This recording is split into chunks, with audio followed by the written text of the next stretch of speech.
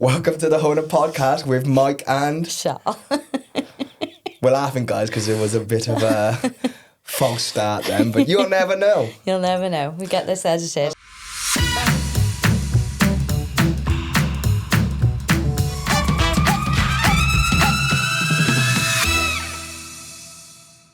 How have you been? Poorly, I'm not going to Yeah. lie. So a little disclaimer.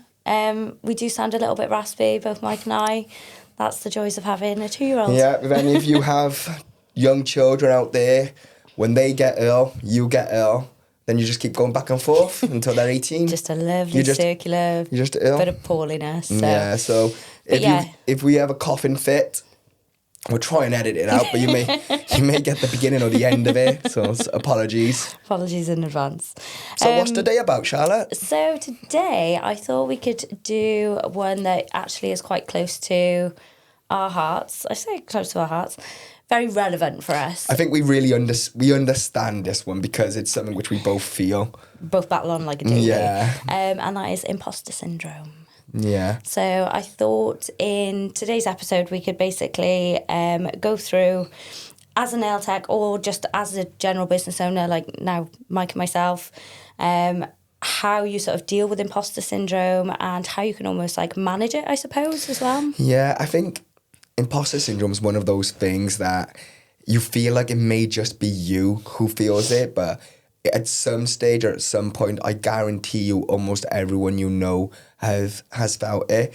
The big influencers and creators you follow and you aspire to be like, even to the brands like HONA and others, imposter syndrome, I think, is becoming more and more natural.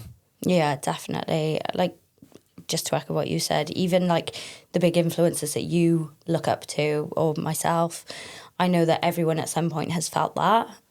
Almost that feeling of, you're not good enough, or is it just luck that's got me to where I am, and that sort of feeling of self-doubt.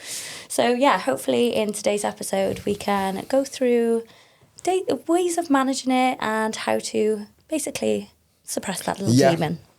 But today, shout out of the week. Shout out of the week? Yes. I'd like to do one if that's okay. I have or a do you good have one. one? No, go on. You said it go first. on, No, you got one. You said it first. Why, thank you.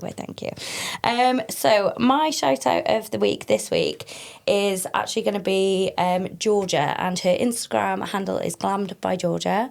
So this kind of, I feel, ties in quite nicely because, again, it straight away, as soon as I opened that message, she sent me an Instagram message, and I felt that imposter syndrome creep in because it started out with, I just want to say a huge thank you to yourself and Mike, and then she actually went into a lot of sort of like very deep and personal things, and I won't go into detail, it's not my place to say, but she shared with me a story, and, well, you saw me, I was crying like a baby, but she was saying how HONA has changed her life for the better. And yeah, that just really resonated with me. And even though that imposter syndrome sort of kicked in at the start of that message, like, oh my God, like, I hate when people are like, oh, you're doing so well. But then for her to actually sort of go into depth and talk about that, I thought was just really amazing and kind of like made me think, oh, well, this is why we do what we do. And I'm so glad that I was able to make we were able to make a big impact on her life. Bless her. So, yes, thank you, Georgia. Thank you, Georgia. And I did read the message as well as Charlotte, even though, and like, when we get messages like that, it really, like, because it's hard. Doing HONA is hard. And when we get messages like that from yourself, it makes the fight, which we're trying to do, the change we're trying to do, the disruptors we're trying to be, that little bit more meaningful, and it makes us feel like we're doing the right thing. Definitely. But with that said, Charlotte mentioned she had a little bit of attack of imposter syndrome, so let's felt like it led really nicely, actually. Yeah, let's get into it then. So what is imposter syndrome? What's your sort of definition of imposter syndrome? Okay. Put me on the spot. Put you on the spot. Imposter syndrome, I would say from my point of view, is the feeling that you're not worthy, or it's you're not good enough for a particular thing which you're, I don't know, it could be a business owner, it could be a nail tech.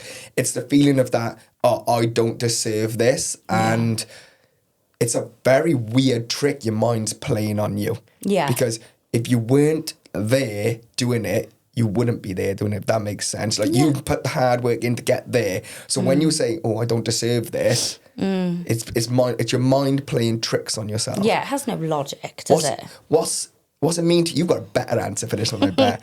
Because you've done some research. Well, I think it's because, like, no matter where I've been throughout, like, my career, I've always had that sort of, like, self-doubt. And then when something good happens, it's like, oh, is it just because it's luck? Or, I don't know, like, maybe I'm not actually good enough. But then I've got people that I love around me telling me that I'm good enough. And, you know, like, I'm going to throw a real curveball out here. You know, like, when people go on the X Factor and, like, their mum is behind them going, you're so amazing! But, like, they're actually awful. For you kids out there, the X Factor was a popular show. I should have said Pop Idol. Yeah. X Factor was a popular show for all you Gen Zs. They probably know X Factor. Maybe. I can't remember watching it now. But anyway, yeah, it's like one of those things. So what's imposter syndrome mean to you? Do you have a definition written down? What does it mean to you? I don't so much have a definition written down, but I just think, like, you could be, I don't know, fully booked with clients. You could have, like, incredible 5-star reviews, and you could still have that, like, niggling feeling inside of, like, oh no, I'm not good enough, or oh, I'm looking up to this person on Instagram or whatever, and they've got this and that, and that's where I want to be. And I think one of the main things that you really, really need to do, and we'll touch on it a little bit more in the episode, is that moment of self-reflection. Yeah. And you massively are, like, hugely guilty of not doing that, because I still think back to, you know, when we were shipping out, like, 10 orders a day from our tiny little box bedroom in the house. She says we. I don't think you went to the post office with a bag of mail. I did a few post office trips. I was the one walking to the post office with a sack of mail. But yeah, it was like a crazy time, and I sort of think where that was and where we are now is, like, a huge difference. And I do think that taking that time to sort of reflect and, you know, making sure that you're looking back as to how far you've come, that can really help sort of, like, deal with imposter syndrome. Yeah. I think before we go into coping mechanisms, why don't we try and identify the flare-ups or the causes of imposter syndrome? Like, what are the main kind of ingredients that people get it? And I had it bad. I think 2024 was mentally, the first half of it was a very difficult year for me. Yeah. And that was a great part of that was due to imposter syndrome. And I get bouts of anxiety and imposter syndrome when we go to our events. Yeah. Even though I'm hosting it like that, I get mad anxiety and I really don't actually enjoy them too much, to the point where I'd rather just let the entire team deal with it and I'd be off-site and then come a few hours later when everything's fully, because I'm so invested in it and I'm just so worried about everything going wrong, and I'm like, do people even want to come to our events? Why would they want to come to a HONA event? Yeah. Do you know what I mean? Like, I still think of me packing orders in my back bedroom. Like, why would somebody care? Yeah. And I think one of the causes of imposter syndrome for me is the comparison. Like, I am, and I've learned, and I'm so much better now, but I'd say a year ago, I was gripped by comparison to the point where I would be comparing ourselves to, you know, CND, OPI, like these global brands, and who've been around for, like, decades and decades and decades. Even to an extent, like Biosculpture, who create their own, they've got their own laboratories and like, I'm comparing and going like, how can HONA compete and compare with these? And I think I was comparing myself there, and I was ignoring all the great successes we were having and all the strengths we were building with our community and the formulations we were making. I was kind of overshadowing all that with, oh my God, look how big OPI are. Yeah.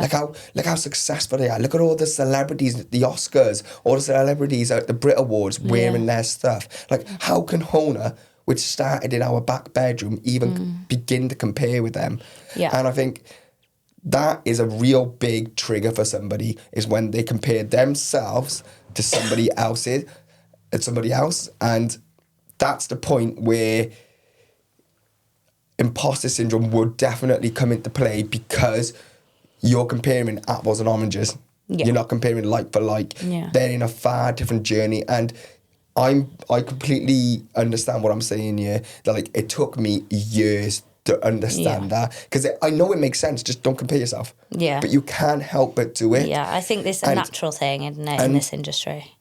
So that's a big trigger point, and how I dealt with it. Should we go one for one? What triggers it, and how I dealt with it was a drastic way. Yeah. I quite literally came off the HONA socials. Yeah. But honestly, the difference that I saw in your mentality for that... even with all the staff, that like I had to come off the HONA socials. Yeah. So I'm no longer, like, I have access to it, obviously, and I dip in now and then.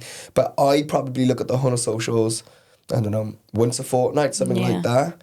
And it made a night and day difference. Huge. Absolutely nothing else has changed other than I've stopped looking at all these global competitors of ours. Yeah. And all I focus on now and all I see is HONA going from strength to strength. HONA launches, like seeing all the staff like really like invigorated by what we're doing, the messages we're sending out. And it's really made me realise that I was stuck in a mental health problem because I was comparing and I felt unworthy of our position. Yeah. And I did quite a drastic thing. I came off social. I know it's not an option for a lot of people because your business thrives around socials. Yeah, definitely. So, but there's ways to sort of manage like you can like quite literally, you can restrict or block it to an extent anybody you're comparing yourself against, because it's unhealthy. Yeah. I know you may think, I'm inspired by them, but I want. But if that inspiration crosses over a line that you're then like, oh my God, I did a similar French manicure. They had 10,000 likes. I had 10 likes, and that puts you in a bad, like, you feel like it's triggered you into a bad mood. Yeah. That's when it's unhealthy. Yeah. And that's what happened to me. I realised I would see a post earlier in the day, and it would just be in the back of my mind for, I don't know, 2, 3, 4 hours, and then something else would happen. Like, I don't know, like we'd have a complaint on a customer order, and I'd use the customer order complaint as an explosion, but it's really because I was pissed off that I seen this thing and it just wasn't fair. So to bring it full circle, comparison. Yeah. Big phrase I hear around comparison is the thief of joy, and the comparison is just I love that saying. Yeah. Comparison is imposter syndrome. You feel like you're not worthy to be like that person. You're not the same. You're not as good. And if you feel the inspiration becomes over a line and it starts becoming a negative, it puts you in a bad mood, I would recommend removing that person from your socials. I really would. Just an unfollow. And if you want to be inspired by them, you can just go search for them and go find them again, see what they're up to. But you don't need to be seeing it day in, day out, somebody who's putting you in a bad mood. Do you know what I mean? And that's something which really, really took me years to understand. Yeah. And it's no coincidence that my mental health is tremendously better, from being a better father, better husband, better leader of the company. It's night and day from me just making a decision like, I am getting triggered by this. Yeah. I need to make a change. It's understanding what triggers you, isn't it? And I think, like you say, it was definitely the comparison side of things. But to touch on that, social media just in general, social media is it's got so many good points, but so many negative points as well. And I think, like you say, if you're starting to sort of creep over into that negativity side of it, what is the point? And you know, it is just going to put you in that down mood. And like you say, your mental health was just night and day to the difference that you sort of present now, which is, you know, amazing. And I'm proud of you. I'm proud of you. Cheers, mate. So that's one of the big ones. I think it's a very one that a lot of nail techs are going to be able to relate to. Yeah. Do you have another point? So I had down feeling like your work isn't good enough to charge higher prices as well, which... Oh, that's a really good relatable one. Yeah, I think, you know, we've had an episode about pricing and things, and we've sort of gone into a little bit of depth about, you know, charging your worth and charging to make sure that you're making the right amount wage-wise. But just that niggly feeling of like, oh, you know, are people going to want to pay these prices? Do I have to feel like I've got to explain my price increase, things like that? And that little moment of self-doubt, again, I think every single, like I used to put my prices up every April because that was obviously when the tax year did and staff wages and things like that. So for me, that's when it made sense. But yeah, like I know a lot of nail techs feel that specifically. So, imposter syndrome stopping them from charging their worth or raising their prices because they don't feel good enough or their quality of work is not good enough. Yeah. How does somebody combat that then? So again, I think it's that moment of reflection. So I love when, for example, I go on Facebook and it comes up with like your memories. And one popped up for me the other day from like 6 years ago. And it was a nail picture and it was of my auntie. And I was just like, do you know what? Even for 6 years ago, I'm actually proud of how like neat I've got that around like my cuticle. But I thought, oh, my cuticle work is shocking. Like I haven't pushed those back anywhere near enough as I should have. But my actual application, I was like, oh, do you know what? I'm actually quite proud of that. But now, obviously, then 6 years later, and I've been able to evolve and grow more from that point as well. I've learned more. So, yeah, I think looking back and seeing how far you've come and be like, do you know what? No, actually, I'm in a far more better position than I have been. I'm more educated. I'm more experienced. My work now is bloody brilliant. So, yes, I am going to put my prices up. I think as a nail tech who are afraid to put their prices up because you're worried about losing clients, etc., if you were in a job, say you were working for HONA and you came in at a junior level and entry level, you would expect more money from me after 1 year and then after 2 years because you've got more experience, so you're worth more. Yeah. And as a nail tech, you forget that you're gaining knowledge and experience year on year on year. Yeah. And you should feel empowered to raise your prices and you shouldn't be... feel imposter syndrome where you're like, I'm not good enough. You're 1 year better than you started. Yeah. You have improved and you should reflect that in your pricing. 100%. Absolutely agree with that. Another one that I had down was doubting when you've done a client's set of nails. And I think I've spoken about this on a previous episode because, again, it's something I've personally done a set of nails and then thought, oh, I'm really not proud of those. But the client loves them. And again, it's That's so much more important that the client loves them. The client loves them. And like they're so happy with them. They love the colour, they love the shape, they love the cuticle work. Like I've had people that have come to me specifically because they've gone to another salon and they're like, oh my God, no one's ever done like my cuticles like that, or no one's ever been able to like do my builder so beautifully. But then there's like, I think as perfectionists, just nail techs in general are perfectionists. We always look for that little thing that we could think, oh, do you know what? I wish I could have done that better or that better. So please, please, please don't ever doubt your talent and just know that client is happy as well. Yeah, so do you think imposter syndrome stops nail techs posting work on social media? Definitely. I think... And bearing in mind, one of the biggest problems we hear from nail techs is like, oh, we don't have enough time for content. But then you're probably your own worst critic by there's probably a ton of photos on your phone and you think that's not good enough. Yeah. So you don't post it. Yeah. So how would a nail tech come over that I'm not posting that because it's not good enough? When in fact, it's better than, listen to this fact, it's better than 99.9% of the UK population could do. Being a nail tech, you're better than every single non-nail tech at doing nails. That's such a skill. Do you know what I mean? You're dealing with Absolutely. chemicals, intricate nail art, intricate application. Do you know what I mean? You're better than 99.9% of people in the UK because just being a nail tech, you're better than them at applying nails. It's your job. Yeah. So when you say you're not good enough, again, you're comparing yourself to other people's work. Yeah. You want clients to see this work. And clients, chances are, will be like, oh my God, it's so good. Yeah. And you're not posting it because of Becky down the road may think, do you know what? That's not good enough. She's probably not even going to look at them. Do you know what I mean? You're making scenarios up in your head. Definitely. I think like... So how can you, sorry to interrupt, how can you advise a nail tech to come over this imposter syndrome by posting something that they think isn't good enough but actually is? I know it sounds really simple, but it's kind of like one of the meme... Is it a meme on TikTok? I don't know. But like one of the trends on TikTok is just post the video. Just post the video or just post a photo. And what is the worst that can happen? You might think that there is, you know, like XYZ wrong with this picture, but I can guarantee you, as Mike said, there is so many people out there that will see that work and think, that is amazing. You are your own worst critic. Yeah. But I know what you mean. Here's a little challenge, a little task for any nail tech out there who has a piece of work on their phone right now that they thought, I'm not going to post it, it's not good enough. Do this challenge.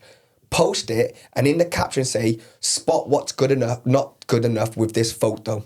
Yeah. Do you know what I mean? Turn it into a little challenge to see if, and get engagement as well. Yeah, you'll get engagement, but chances are there's going to be a lot of people going, I can't see anything wrong with them. They're lovely. They're beautiful. And you would be unless they're obviously, I don't know, you got a big piece of black fluff hanging off of it. So find a piece of content on your phone that you thought just isn't quite good enough. Post it with a little caption or challenge saying, can you identify why I didn't post this? What's wrong with these nails? You're opening yourself up, you're turning it into a bit of content. But what I'm trying to highlight is that you will probably find that there's a lot of people saying, there's nothing wrong with them, they're beautiful, I love them, I think they're great, etc., etc. And it's just a highlight to you that you're your own worst enemy. Yeah, definitely. I think you actually did something similar, didn't you? I've done a couple recently, and that was what I was sort of going to go into as well, is actually almost see like that funny side of things. So I posted recently on TikTok, you know, I do get messages quite often saying like, oh my God, I'm desperate to like learn how you do French. Like, I love the way you do French. Please do a video. And I was like, really? Like, for me, it's just like, I just kind of do it, you know? And I thought, well, no one's going to want to see how I do it. And again, that imposter syndrome, thinking like, well, why do you want to learn from me? But I thought, you know what? No, I'll do the video. So I got everything set up. I filmed my French tutorial and I watched it back and I was like, well, my hand's not even in the bloody screen. So I did this lovely French and it was on your thumb, wasn't it? It was on my index finger. On your index finger. But all you can see is Charlotte's knuckle. All you can see is my knuckle. Yeah, jump on the TikTok. Charlotte's actually posted his content. But again, I think just taking that piece of content and I completely got rid of the audio that I was obviously talking through how to do my French and just redid an audio saying like, you know, I was meant to be doing this lovely French tutorial, but that is not always how that, you know, content filming goes or like when you're doing a picture, whatever. And yeah, just seeing the real side of things. Like it doesn't have to be perfect all the time. It's relatable. Yeah. That piece, I guarantee you, every nail tech's filmed a piece of content, look back to the footage and why am I filming my toes? Meant to be my thumb. Do you know what I mean? Like they got their angles wrong or whatever. But that's so relatable. Every nail tech probably have done a similar thing. Yeah. Still use that content. You don't have to be perfect. It shows that you're human. Like, and I am loving at the moment, like starting to see, you know, not just nail techs, but other influencers posting the real pictures. Yeah. So even though, yes, you always put your best foot forward for social media. You want to at the end of the day. Like a lot of people see that as like their profile. Their shop window, yeah, their shop window. But like also every now and again, just posting that little snippet of reality or, you know, something that isn't perfect just to show people like, you know, you might look up to me, but this happens to me too. I think that's a good thing to touch on there. So we may have all different types of nail tech followers. We may have people at the start of their journey, or we may have nail techs that are really established and are almost in that influence, or there's a lot of people looking up to them. I think we kind of all have a responsibility to point out that imposter syndrome does happen in the industry, comparison does happen in the industry, and it's kind of like a negative if not used correctly, and we all have a little responsibility as a person with followings that you show that not everything has to be perfect, and it just kind of makes a nicer natural environment for everybody when they're creating content instead of putting the pressure for everyone to have like perfect. And I know that sounds counterintuitive because it is Instagram, for example, it is your shop window where everything seems to be pristine, but we're very conscious that we have a lot of like bloopers of like what you've posted, Yeah. and we have a lot of fails and stuff in our stories. We try and highlight that we are a growing business that makes mistakes and things are going to happen, to try and help, because of something which I suffered about the imposter syndrome. Yeah. I think, like, you know, having that realness makes it so much easier for, you know, like, they always say, like, never meet heroes, but like when we do have people come up to us at events and they're like so happy and they're like, I'm so comfortable talking to you because I feel like I know you and I know like your personalities, and I love that. I would hate for somebody to be like, oh my God, I can't talk to her at all. Do you know what I mean? I remember you went down to the Plymouth and you trained the Candy Rain salon staff. Yeah. And Megan, who runs Candy Rain, has like 200,000 followers. Yeah. Do you know what I mean? She's more than Hona's account. Yeah. And you felt a little bit intimidated. Yeah. And then I remember dropping you off and then picking you up later. You were like, they learned so much from me. Yeah. There was so much I could share with them, like so Yeah. much experience. Because you just look at a number, for example, a following, and think, oh my God, they are amazing. Do you know and what? then it's the actual, you know so much about other stuff which they might not even, you're looking at one metric and thinking, oh, they must know it. And like, it's a vanity number. Instagram numbers, TikTok numbers, it's a vanity number. I'm going to touch on that Instagram number, because do you remember when we were at the start of HONA and I remember showing you Shan's account, Clogasmic. Yeah. And I was just like, oh my God, I am obsessed with her account. Like, and then she came to one of our events and I was just like, oh my God, starstruck. And now we've got such a close relationship with Shan, but like she's the most normal, Shannon, like down not to even earth Shannon, person. Jovan, like he's spoken to me at all our events, like, and he's kind of like somebody who really helps me, and because he's running Clogasmic with Shan, so they're very much in a similar kind of sphere as us, and he understands, he gets me, and and that's a nice friendship as came. So we were looking at them in awe when we first started, and we realised, do you know what, they're normal. They're normal people. Who like to have a drink and a dance. Have you ever seen them dancing? Like, they are cool. Love it. But circling back to imposter syndrome, I feel like we've sort of touched about it on nail tags. What about business owners then? Do you think there's a difference between, you know? Definitely. So I think I went into it quite detailed at the beginning, but imposter syndrome for a brand or a business is probably a little bit amplified. Yeah. Because you've got a lot of eyes on you. There's a tremendous amount of eyes, and there's a high expectation to never trip up, never fail, never fall over. Yeah. And I think it's a difficult position to be in if not managed correctly, like I found out when I was in my mental health struggles with it. But there is a lot you can do to mitigate it. Like I said, the whole not comparing yourself to other big brands, like you're in different parts of your journey. Like HONA wants to be a 100-year brand, do you know what I mean? I don't want to disappear in 10, 15, 20 years. I could be around in 100 years. I think you don't know where you're taking it. But anyway, like our great-grandchildren could be like, do you know what I mean? Like, I want HONA to be around for, do you know what I mean, for 100 years. Yeah. And in order to do that, we need to focus on us and not other people. Yeah, definitely. And just as you sort of mentioned with my like Candy Rain trip, I suffer with imposter syndrome all the time when I educate. So I always have that niggling feeling in the back of my mind, like, why do people want to learn from me? Like, am I expected to know all the answers? Because, you know, I co-own a nail brand. And I do feel that tremendous amount of like, oh my gosh, like, am I going to trip up or am I going to, you know, give the wrong information? But we were speaking on the way up in the car, and I think, you know, when we do education, like there's certain ways that we like to educate. And that's not to say that we are correct and everyone else is wrong. And that's not to say that, you know, Sally down the road who teaches in her way is right or wrong. But it's what's right for your brand. And I think that's what I sort of always then look back on is like, right, no, I do know my stuff about my brand and about my products. We have loads of like really detailed meetings with, you know, our chemists and our suppliers.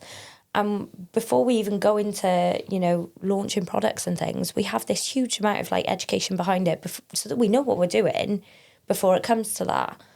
But it does still creep in. Yeah, like of course. naturally it does. And I think to round up, I think what we want to say is that imposter syndrome is extremely common. It's extremely natural. I truly believe everyone has felt it at some point, whether you're an influencer going to your first influencer event or whether you're a business owner like HONA and you're trying to make a name for yourself and you feel like, why are people purchasing from us? Like, we're just a little company based in a back bedroom. Like, do you know what I mean? Like, everyone is on their own journey and it's a natural thing to compare. It's a natural thing to feel like you're not worthy. However, there is a lot you can do to mitigate it. Well before it starts, I think identifying like, oh, this is starting to put me in bad moods. I need to stop. I think identifying that what's triggering you is the first step, and then working backwards from it. Like, how can I stop that trigger? How can I eliminate that trigger? Yeah, I've made sort of like 5 bullet points really on like how I like to sort of standardise things, I suppose. Okay, let's put that in a little. So here's 5 things you can do to mitigate imposter syndrome. Yeah. So number 1, recognise that it's normal. Feeling like a fraud doesn't mean that you are one. Like, just take that. Mindset change. Get that 100%. Mindset change. It just means that you care about what you're doing at the end of the day.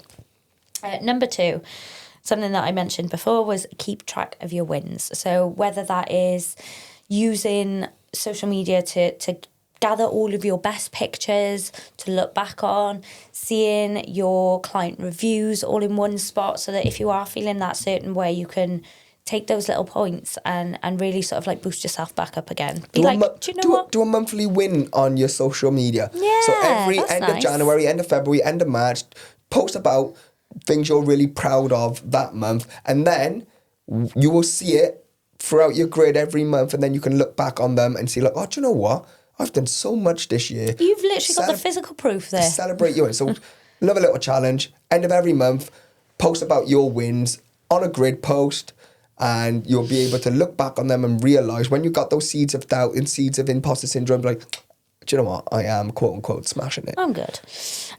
Number 3, stop comparing yourself to others. This is your big That's one. my big one. Social media is great. It can be a highlight reel. But just remember that those people that you are looking up to, they probably have their own struggles too. So just see it as that. It is just, you know, a highlight reel. It's not the be all and end all. Stop comparing yourself. Number 4, talk about it, which is what I feel we've done today. We've had like a little therapy session. And that's bigger than you think. And I think us as a brand has a responsibility, especially because we're so big on community. And you as a nail influencer, if you're listening and you've got a decent following, talk about imposter syndrome. Talk about how it's natural that you had it at some point or you have it, and normalise the conversation. And the more people that understand that this feeling is quite normal and happens quite regularly, and then it just opens up a dialogue how to mitigate it and how you can stop it. So that's a big one, talking about it.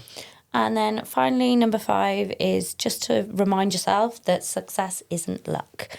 You know, I think that's a good one. Yeah, we are very guilty of doing this. Oh, you say all the time, don't you? And I have learned to stop saying it because we don't grow to our size with our number of staff, with our number of customers by luck. No. However, like my origin story, which I say to Charlotte and I say to whoever we're interviewing or we're talking about, I always say that we were lucky because COVID hit. Charlotte got forced to close her salon. I got made redundant.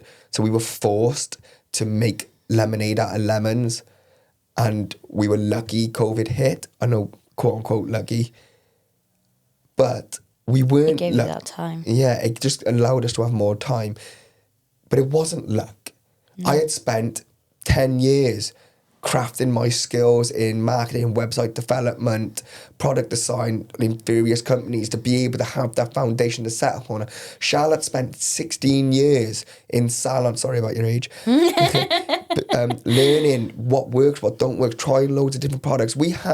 That's not luck. That's like a lifetime of knowledge, isn't it? It's not luck. And I think I have to give myself credit that it isn't, there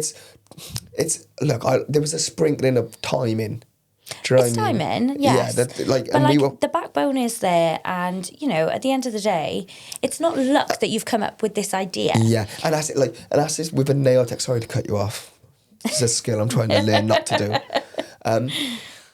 When you take it back to a nail tech, it's not luck that your post went viral.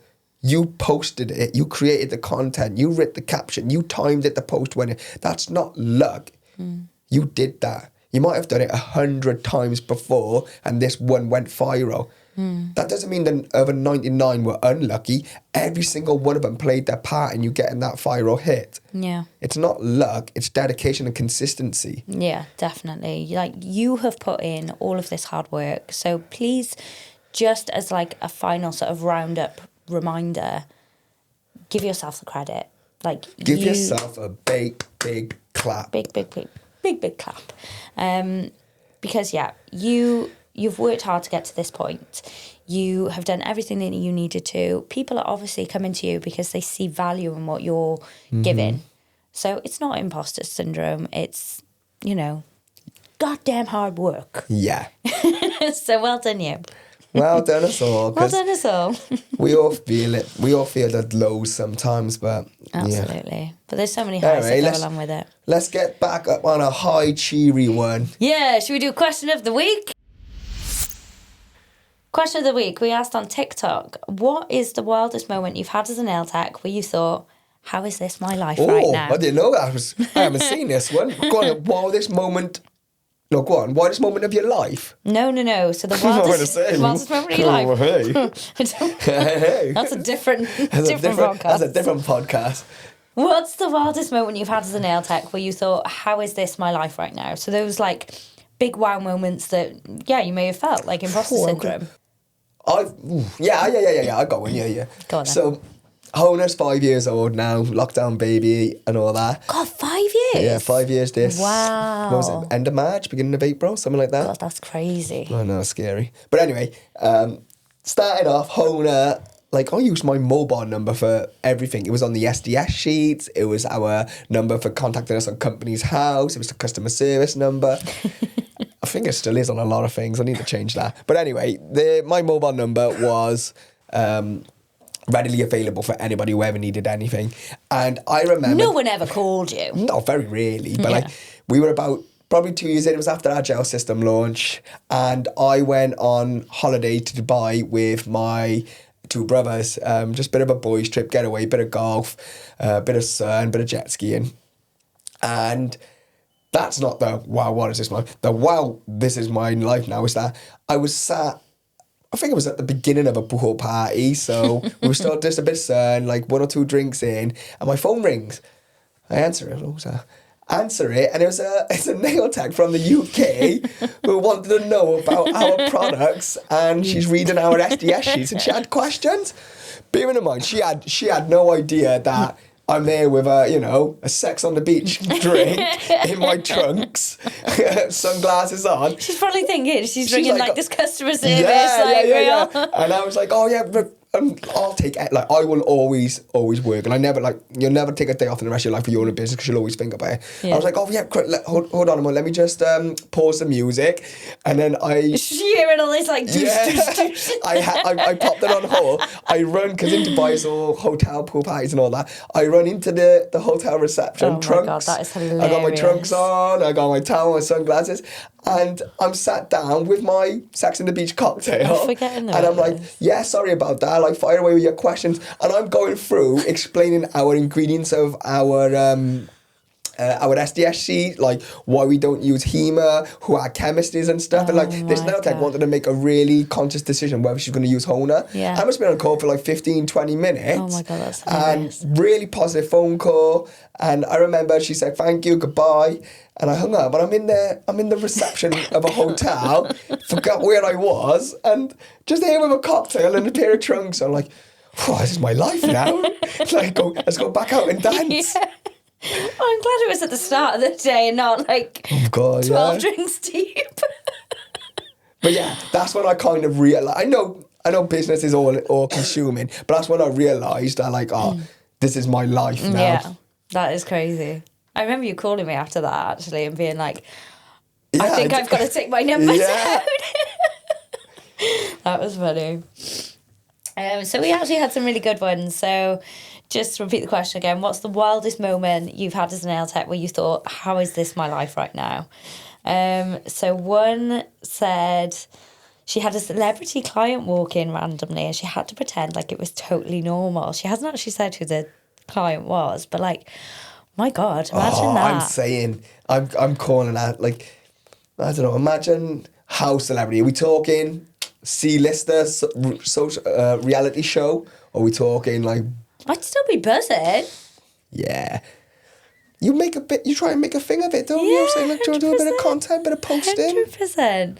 Imagine they go, no. No. Get How out. disappointed. Yeah, that would be really cool. Oh, that's the dream. Everyone wants a notable person to walk through their doors and go, darling, I need my nails done. But again, going back to the imposter syndrome, these are just people too. They're just people. Even though they're celebrity status, they're just people too. Do you know what I always say? What? What do you always say? Well, I don't always say it, but I always think it when I very rarely get starstruck. I have once in my life, but I very rarely get starstruck. And it's because I think about them having a poo on the toilet. They're just normal.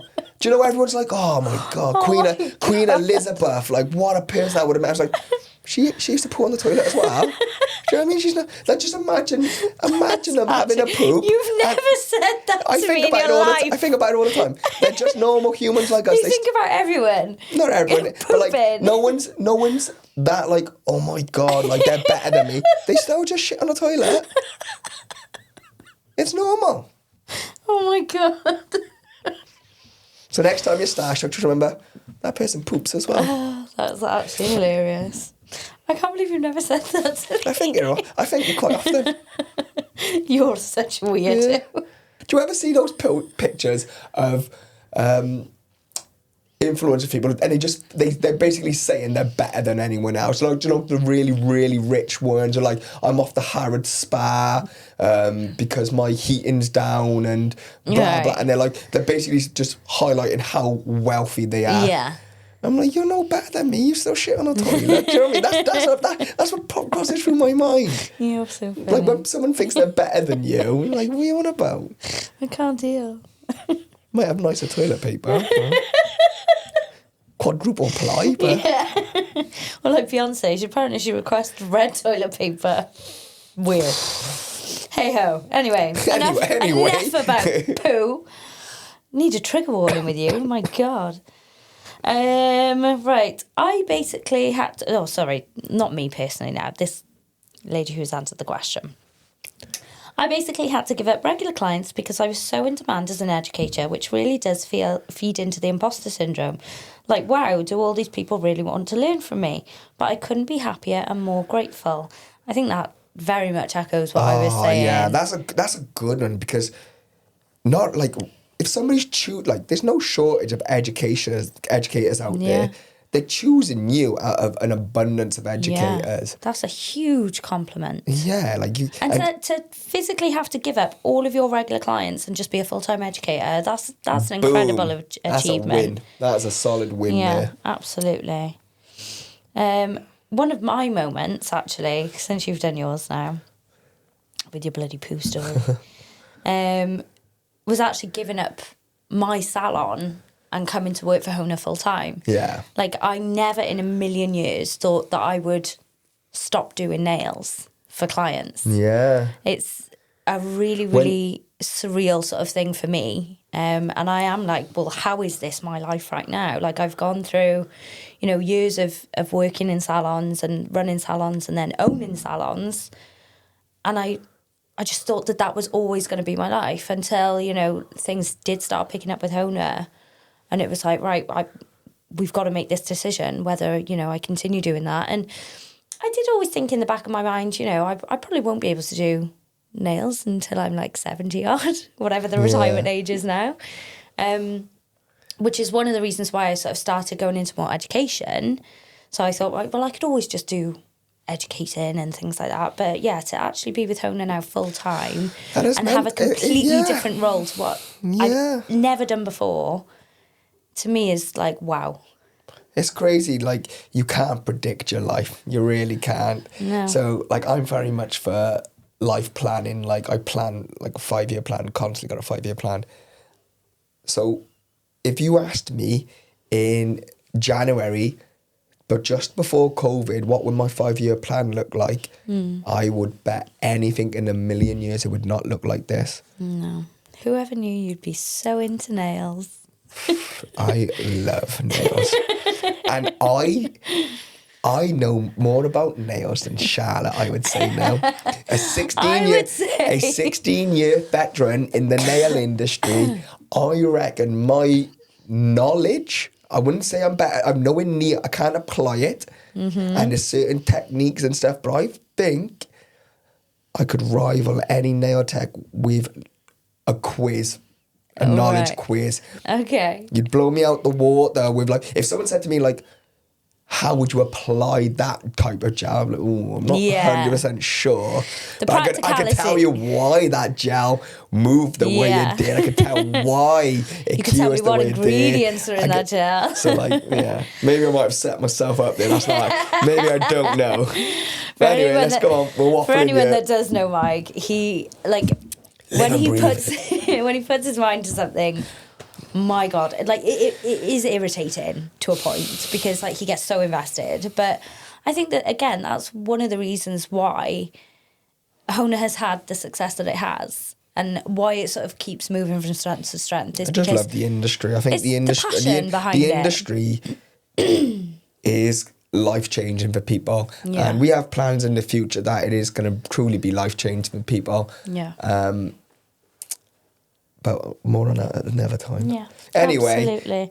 So yeah, that was a really good... let's talk about behind the scenes. Because you've got a really excited when you've been dying to talk about. I know. And I don't know whether I have shared anything in the previous behind the scenes, actually, now that I'm thinking about it.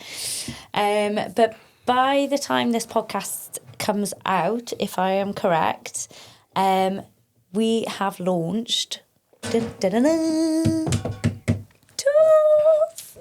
And Tools is something that I have been grafting on for oh my God, forever. And just so everyone knows, you might have seen the episode where we talked about how do you release a product. I put a little link here. But it's not as straightforward as you think. And we'll never release a product that isn't as good or better than something in the industry. That's kind of like a general rule we stand by when we're deciding to bring out a product. Is it able to compete with the best on the market? Yeah, definitely. There's a tremendous amount of great tools on the market, which is why this has taken so long. Yeah. Charlotte is extremely good at prep. She knows her prep work. She knows how to use every different type of tool. So she has been really particular with this. Yeah. And I think that's what's taken us so long because people have thought we've been releasing them for a while. Yeah, like even when I had the salon and we were still getting samples in at that point, you know, I was doing sample testing. What was it, 2 years ago? Yeah, over 2 years ago, yeah. So we've been working on this. It's probably been the longest project we have. And it's been stop, start.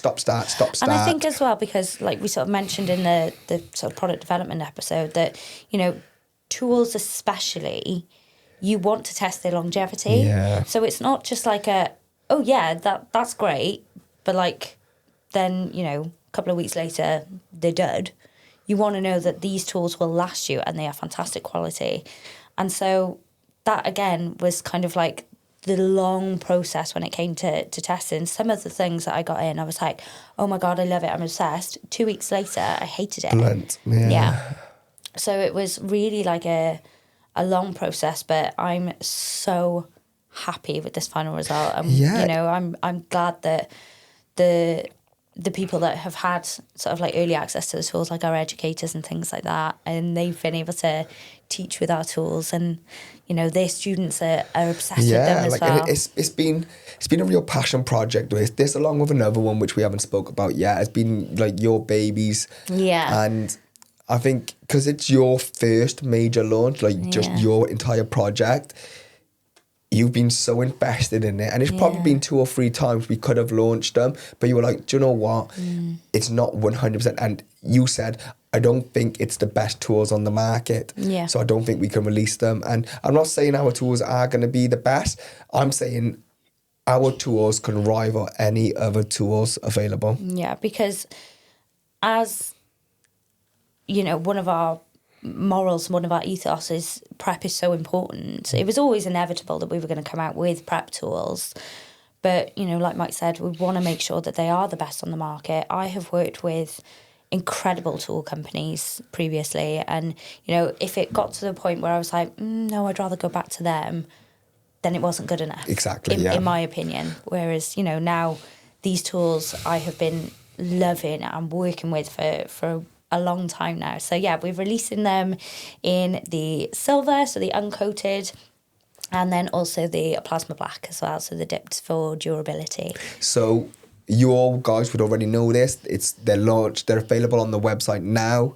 It's been a real passion project of ours, and we're really excited for you all to see them. Absolutely. It's another step in HONA being an all-in-one company where you can prep with us right through to post manicure with us. We're going to be everything. Absolutely. With that said, let's wrap it up. So if you feel like you are suffering with imposter syndrome, please try your best not to. It's because you are growing, and just roll with it. And if you love the podcast, feel free to share it on your stories, comment below, help us spread the word of our podcast. Lots of people are finding it useful, but we can do even more if we can share it to even more. So don't forget to subscribe, don't forget to like it, don't forget to share it. Thank you guys. Thank you guys. Peace and love.